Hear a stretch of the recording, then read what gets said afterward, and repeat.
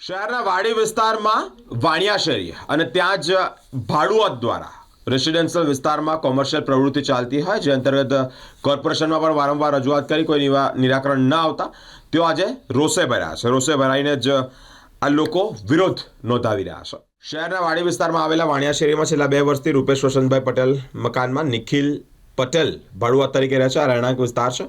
અહીંયા ભાડેથી રહેતા નિખિલ પટેલ નામના ભાડુઆત ઘરની જગ્યાએ મન ફાવે તે સમય બહાર રસોડું બનાવી કોમર્શિયલ પ્રવૃત્તિ કરે છે. સ્થાનિકોના આક્ષેપ છે. સ્થાનિકોના કયા મુજબ ઘણીવાર 2 વાગ્યા સુધી દિવસે 2 વાગ્યા મોડી રાત સુધી આ પ્રવૃત્તિઓ કરતો રહે છે, જેના કારણે સ્થાનિકોને પોતાના વાહનો મૂકવામાં તકલીફ પડે છે. ઘોંઘાટ પણ થઈ રહ્યો છે. તદુપરાંત બહાર રસોડું કરતા હોવાને કારણે ટ્રાફિક જામ પણ થાય છે.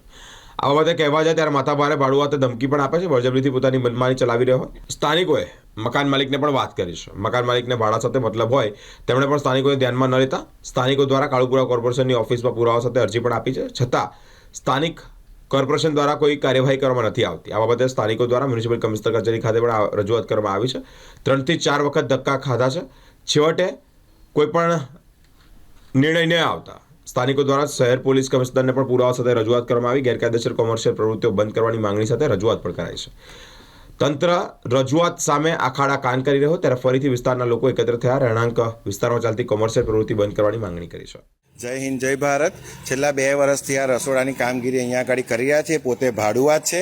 એમના મકાન માલિકને જાણ કરી લાઈવ વિડીયો મોકલવામાં આવ્યા છે અને સવારે 4 વાગે 3 વાગે બી થતું હોય છે, બપોરે સવારે ગમે ત્યારે. અત્યારે સીસી કેમેરા અટેચ કરેલા છે, તમે એ બી વિડીયો પ્રૂફ સાથે લઈ શકો છો. સવારે 7:30 વાગે બી આજે ચાલુ કરી દીધેલું. કોર્પોરેશનમાં CM PM સુધી અમે બધી જ અરજીઓ આપી દીધેલી છે. એને કોઈ કાયદાની બીક નથી, કોઈ કશી બીક નથી. એ કહે છે અમે કોર્પોરેશન લડી ચૂકેલા છે એટલે કાયદો અમારા ગજવામાં છે, અમને કોઈ બીક નહીં. તમે વાડી PI જોડે જાઓ કે PSI જોડે જાઓ, અમને કોઈ બીક નથી. તમારે જે કરવું એ કરો. આટલી અરજીઓ આપવા કરતાં એ એમની એ જ પ્રતિક્રિયા રાખે છે અને એ જ બતાવવા માંગે છે કે હું અહીંયા રહીશ. હવે એક નવો ટ્રીક કરી દીધો છે. બહાર બધું મૂકતા કરતા હતા, જેવો મેં CC કેમેરો લગાવ્યો એટલે તરત જ એમને ઘરમાં કરી દીધું અને ઘરમાં કરીને પડદા પ્રથા કરીને અંદરથી કરે. પણ સિટીઓ સવારે 7:30-8 વાગ્યાની ચાલુ થઈ ગઈ છે. આજનો જ લાઈવ તમને હું મારો વિડીયો મોકલીશ કે સવારે 7:30 વાગે ભાઈઓને બધા આવવાનું ચાલુ થઈ ગયું. તપેલા તગારા ખખડવાના. આજે રવિવાર છે, સામાન્ય માણસ શાંતિથી એક દિવસ બી જીવામાં રોજ જીવા માંગતો હોય, પણ આ જ રીતની પ્રથા અને આ જ રીતનું કાર્યક્રમ એ કરી રહ્યા છે.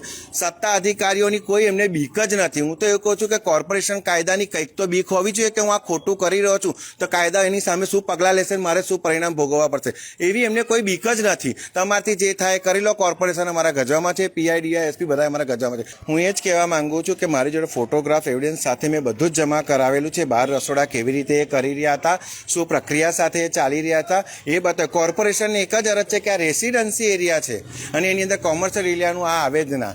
આ કામગીરી થાય ને કાલે બાટલો ફાટ્યો કે કંઈ દુર્ઘટના ઘટી તો શું એનું પરિણામ ભોગવવાનું અમારે આવશે? આજે દિલ્હીમાં થયું તો એનું એક્શન અહીંયા લેવામાં આવે છે એટલે હજુ રાહ જોશે કોર્પોરેશન કે અહીંયા બી કોઈ આવી દુર્ઘટના ઘટે અને ત્યાર પછી બેનરો લઈને બધા ઊભા થાય, એવી કોઈ રાહ જોઈ રહ્યું છે કોર્પોરેશન? આટલી અરજીઓ આપવા છતાંય આટલું કરવા છતાંય પગલાં કેમ નથી લેવાઈ રહ્યા? પહેલો તો સવાલ અમારો એ જ છે.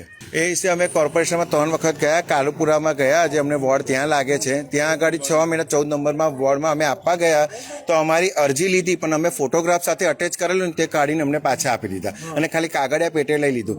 અને અહીંયા આગળ બી અમે ખંડેરાવ બી ગયા તો અમે 3 થી 4 વાર ધક્કા ખાધા અને 4થી વારમાં હજુ અમારી અરજી હમણાં લીધી પણ હજુ એ વાતને 4 દાડા ઉપર થઈ ગયું છે. હજુ એને કંઈ એક્શન લેવાયું નથી.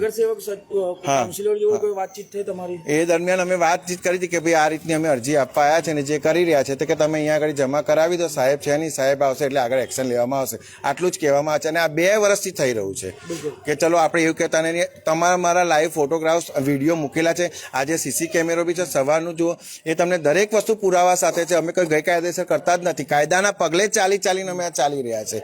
એ કાયદો અમને ન્યાય આપે, કોર્પોરેશન અમને ન્યાય આપે કે આ કોમર્શિયલ એરિયો છે કે પછી રેસિડેન્સી એરિયો છે, અમને પોતાને ખબર નથી પડતી. જે આવે જે ફાવે એ પ્રમાણે ચલાવી રહ્યો છે.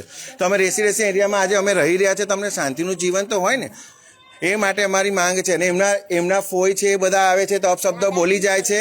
અપશબ્દ બોલી ગયા અને ધમકીઓ આપી ગયા કે તે અરજી કરી. એમના પોતાની દીકરી કેનેડા છે, એનો દીકરો છે તે સોસાયટીમાં એની વહુ રહે છે, ત્યાં આગળ એ લોકો કશું નથી કરતા, એની ફોઈને મોટી જગ્યા છે ત્યાં આગળ નથી કરાતી. આ જ જગ્યા હું લઈ લઈશ, પછી જોઉં છું તમે લોકો શું કરો છો, એવું એમના ફોઈ સોનીપોળમાં રહે છે અને પોતે ધમકી આપીને ગયા. અને એનો લાઈવ વિડીયો બી છે, કહેતા હશો તો હું તમને એ પણ બતાવીશ. અને અપશબ્દ કોઈની લિંગની સાથે એમને છેડછાડ કરી અને તમે હિજડા છો, તમે જે એન્ટરટેન બધી આ રીતની બધી એમને અભ્રષ્ટ વાતો કરી. કાયદો કાનૂન અમારે હાથમાં નહીં લેવો, એ કાયદો અમને ન્યાય અપાવશે. અને અમે પુરાવા સાથે બતાવી રહ્યા છે, મનગળત કોઈ વાત છે નહીં.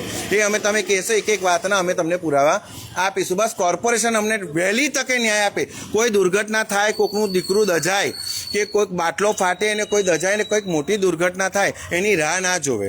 બસ એટલું કહેવા માંગે છે કોર્પોરેશનને અમે. પડે છે ભાઈ, અમને બહુ જ પડે છે, કારણ કે રાત દિવસ જોતા નથી અને ચાલુ થઈ જાય છે. હેરાન થઈએ છીએ, વાહનો અમારા મૂકવા દેતા નથી, તો અમારે ક્યાં મૂકવાના? અમે અહીંયા વર્ષોથી રહીએ છીએ, તો અમારા વાહનો અમે ક્યાં મૂકીએ? બોલો, હવે અમને ન્યાય આપો.